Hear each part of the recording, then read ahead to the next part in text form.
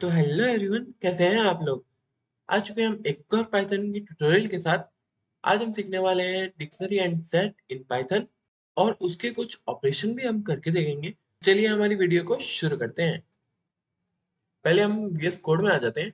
यहाँ पे एक फाइल बना लेते हैं, dictionary dot P Y. Dictionary dot P Y नाम से एक फाइल बना ली मैंने।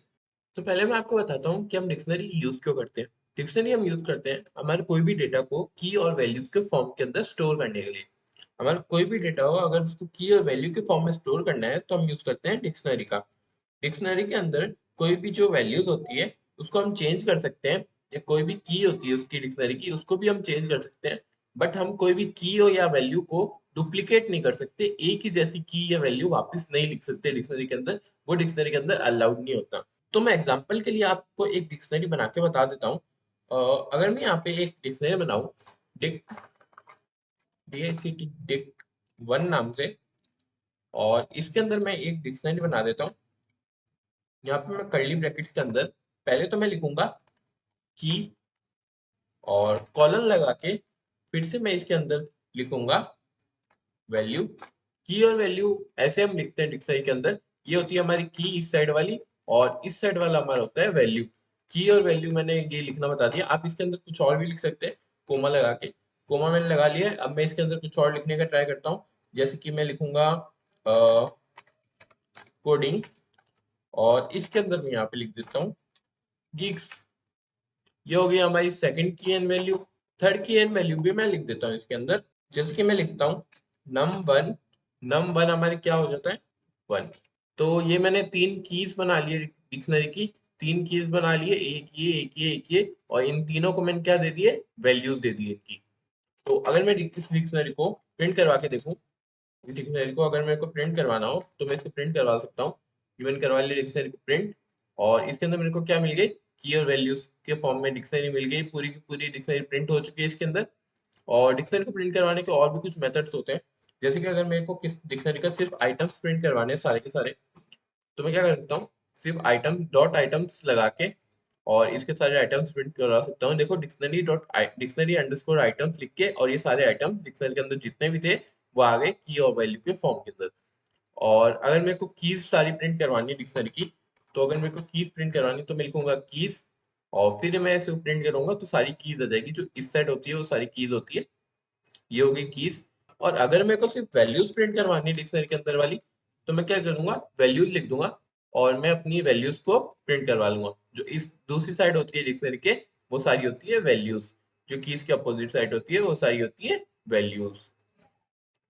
और ये वाला मैंने आपको बता दिया कीज और वैल्यूज कैसे प्रिंट करवाते हैं। इसको मैं एक बार आपके लिए वापस लिख देता हूँ, ताकि मैं आपको ये जब फाइल दूंगा, डिस्क्रिप्शन में आपको ऐसी फाइल मिल जाएगी, ये वाली फाइल। अगर मैं आपको फाइल दूंगा तो आपको ध्यान में रहे कि मैंने क्या लिखा था। और इसको भी हम क्या कर देते हैं, कमेंट आउट कर देते हैं। और मैं आपको बताता हूँ, अगर मेरे को डिक्शनरी का लेंथ निकालनी है, इस डिक्शनरी की अगर मेरे को लेंथ निकालनी है तो मैं कैसे निकालूंगा, लेन नाम के फंक्शन से लेन लिखूंगा, और मैं लिखूंगा डिक्ट1 डिक्शनरी का नाम। लेन लिख के और डिक्शनरी का नाम लिखने से मेरे को डिक्शनरी की लेंथ मिल जाएगी, जो कि है 3। क्योंकि इसके अंदर कितनी कीज है, 3 कीज है। 3 कीज मतलब लेंथ हो जाती है डिक्शनरी की 3। इसको मैं कमेंट आउट कर देता हूँ। और मेरे को अगर डिक्शनरी का टाइप निकालना, अगर मेरे को डिक्शनरी का टाइप देखना है, तो मैं टाइप कैसे देखूंगा डिक्शनरी का, मैं लिखूंगा टाइप, और मेरे के डिक्शनरी का जो भी नाम होगा, जैसे कि अभी यहाँ पे डिक्शनरी का नाम है डिक्ट1, वो मैं लिख दूंगा। और मैं अभी टाइप को प्रिंट करवा लूंगा। इसकी टाइप क्या आ रहा है, डिक्ट। डिक्ट टाइप की होती है डिक्शनरी। और अगर मेरे को किसी डिक्शनरी का सिंगल वैल्यू प्रिंट करवानी है, जैसे कि अगर मेरे को इस डिक्ट1 की सिंगल वैल्यू प्रिंट करवानी है कोडिंग की, अगर मैं कोडिंग इसके अंदर स्क्वायर ब्रैकेट्स के डिक्ट लिख के स्क्वायर ब्रैकेट्स के अंदर अगर मेरे को जो भी वैल्यू प्रिंट करवानी है कोडिंग वाली इसके अंदर लिखूंगा, तो मेरे को उसका वैल्यू मिल जाएगी। उस की वैल्यू मिल जाएगी। ये जो भी की अंदर लिखूंगा मैं, इसकी मेरे को वैल्यू मिल जाएगी, जो कि है गीक्स। कोडिंग की है, और उसकी वैल्यू मेरे पास मिल जाएगी गीक्स। अगर मैं यहाँ पे गीक्स लिख दूं, अगर मैं यहाँ पे गीक्स लिख दूं तो मेरे को क्या मिलेगा, एरर। क्योंकि मेरे को सिर्फ की लिखने का यहाँ पे ऑप्शन मिलता है, कोई भी ऐसे वैल्यू लिखने का ऑप्शन नहीं मिलता। मेरे को सिर्फ की लिखने का ऑप्शन मिलता है। अगर मैं नंबर लिखूंगा तो मेरे को डिक्शनरी का एक वन मिल जाएगा, जो कि है वैल्यू इसकी नंबर की। नंबर की है और वन है उसकी वैल्यू। इसको मैं कमेंट आउट कर देता हूँ। तो डिक्शनरी हमने पढ़ ली है। डिक्शनरी के अंदर इतने फंक्शन होते हैं, और भी जो भी फंक्शन होते हैं डिक्शनरी के, वो आपको पाइथन की डॉक्स नाम की वेबसाइट में मिल जाएंगे। आप वहां पे जाके चेक कर सकते हैं और भी फंक्शन डिक्शनरी के, और उनको यूज करके ट्राई कर सकते हैं डिक्शनरी के अंदर अलग अलग चीजें। तो अभी मैं आपको डिक्शनरी तो हो चुकी है, अभी हम क्या करते हैं, अभी एक सेट्स नाम की फाइल बना लेते हैं, सेट्स डॉट पी वाई। तो सेट्स नाम की मैंने फाइल बना ली है। अब मैं बताता हूँ आपको कि सेट क्या होता है। अगर मैं एक सेट बनाऊं, सेट वन लिख के एक सेट बनाऊं मैं, और मैंने उसके अंदर लगा दिया कर्ली ब्रैकेट्स, और इस सेट के अंदर मैं अगर कोई भी वैल्यू डालूंगा, जैसे कि मैं लिख देता हूँ कोडिंग कोमा करके, अगर कर्ली ब्रैकेट्स के अंदर ऐसे सिर्फ सिंगल वैल्यूज आ रही है, तो वो क्या होगा, सेट। ये देखो सिंगल वैल्यूज आ रही है इसके अंदर। डिक्शनरी के अंदर क्या थी, दो वैल्यूज थी, जिसके अंदर एक की थी एक वैल्यू थी, पर इसके अंदर क्या है, सिंगल वैल्यूज है। इसमें कोई की नहीं होती इन वैल्यूज के लिए, इनके लिए सिर्फ सिंगल वैल्यूज हो जाती है हमारे लिए। हम इसके अंदर कुछ भी लिख सकते हैं। हमने लिख दिया कोडिंग एंड गीक से लिख दिया। अभी हम लिख देते हैं इसके अंदर सेट्स। इस सेट को हम अगर प्रिंट करवा के देखें, तो अगर मैं इसको प्रिंट करवा के देखता हूँ सेट वन को, ये हो गया हमारा सेट वन, इसको प्रिंट का कमांड, और इसको मैं प्रिंट करवा के रन करवा के देखता हूँ। देखो हमारा सेट ऐसे प्रिंट हो जाता है। और इसका अगर मैं टाइप प्रिंट करवाऊंगा, इसका अगर मैं अगर टाइप प्रिंट करवाऊँ सेट का, तो देखो सेट का टाइप क्या आता है। हमारे सेट जो हमने बनाया है उसका टाइप क्या आता है, सेट। ये हो जाता है हमारा सेट हो जाता है। ये होता है हमारा सेट। इसका एग्जांपल आपने देख लिया। अब मैं आपको बता रहा हूँ इसके अंदर कुछ ऑपरेशन सेट के अंदर हम क्या क्या कर सकते हैं। सेट को हम यूज करते हैं to store multiple items in a single variable. एक ही वेरिएबल के अंदर अगर मल्टीपल आइटम्स को स्टोर करना है, तो हम यूज करेंगे सेट को। सेट क्या होता है, सेट एक अनऑर्डर्ड कलेक्शन ऑफ डेटा होता है। अनऑर्डर्ड होता है ये, अनचेंजेबल होता है ये, और अनइंडेक्स्ड होता है ये। इसके अंदर कोई इंडेक्स नहीं होता, ये कभी चेंज नहीं कर सकते हम इसके अंदर की वैल्यूज को, और ये अनऑर्डर भी होता है। तो हम कुछ एग्जांपल देखते हैं। जैसे कि अगर मैं सेट के अंदर कोई भी वैल्यू को चेंज करना चाहूँ, तो सेट वन के जीरो कोऑर्डिनेट पे है, उसके अंदर मैं क्या लिखना चाहूँ, उसके अंदर मैं वन लिखना चाहूँ, तो मेरे को वन मिल जाएगा, उसके अंदर नहीं मिलेगा, क्योंकि मैं सेट के अंदर कभी भी चेंज नहीं कर सकता। इसने क्या बोला, set object does not support item assignment. Set object item को असाइन नहीं कर सकता, आइटम के अंदर असाइन नहीं कर सकता। तो सेट के अंदर हम कुछ चेंज तो नहीं कर सकते, बट इसके अंदर हम इसको प्रिंट भी नहीं कर पाएंगे, क्योंकि ये अनऑर्डर्ड है ना, इसके अंदर कोई इंडेक्स भी नहीं होता।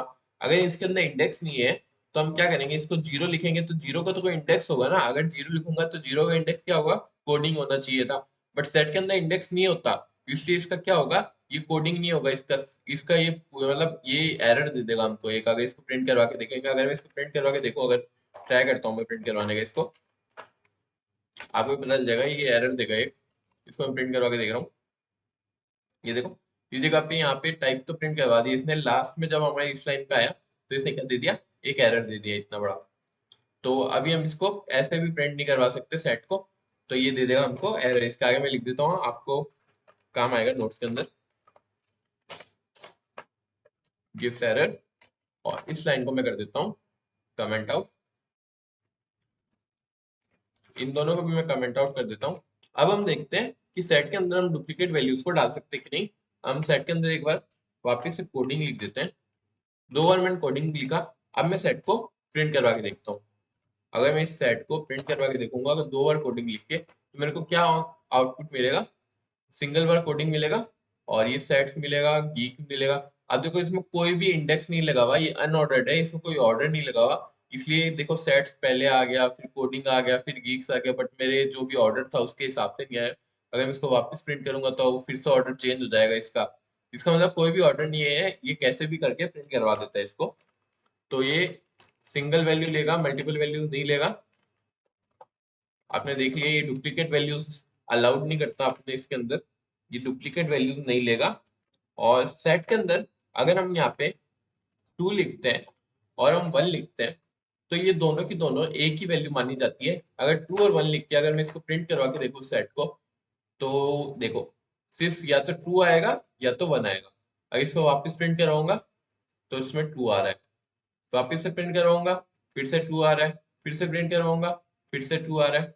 तो ये टू और वन को एक ही चीज मानता है। अगर मैं टू को हटा दूं और फिर वन को फिर प्रिंट करवाऊंगा, तो वन आएगा। तो ये ऐसे ही होता है सेट के अंदर, ये ट्रू और वन को एक ही चीज मानता है। अगर हमको सेट की लेंथ निकालनी है तो सेम फंक्शन हम यूज करेंगे, लेन नाम का फंक्शन यूज करेंगे और सेट की हम लेंथ निकाल लेंगे सेट का नाम लिख के इसके अंदर। सेट का नाम इसके अंदर लिखते ही सेट की लेंथ मिल जाएगी हमको 4, 1 2 3 4। तो ये 4 है, सेट की लेंथ है। इसका इंडेक्स नहीं होता, इसलिए इसके अंदर हम कोई लेंथ को डिफाइन नहीं कर सकते, जीरो वन से ऐसे कुछ डिफाइन नहीं कर सकते, ऐसे लेंथ निकलेगी सेट की।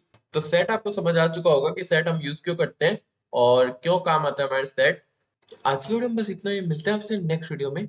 सेट और डिक्शनरी की फाइल मैंने आपको डिस्क्रिप्शन में दे दी है। इसके साथ मैंने डिक्शनरी और सेट्स के दोनों के कुछ प्रैक्टिस क्वेश्चन भी दिए हैं, आप उनको भी ट्राई करके देख सकते हैं। तो टाटा बाय बाय।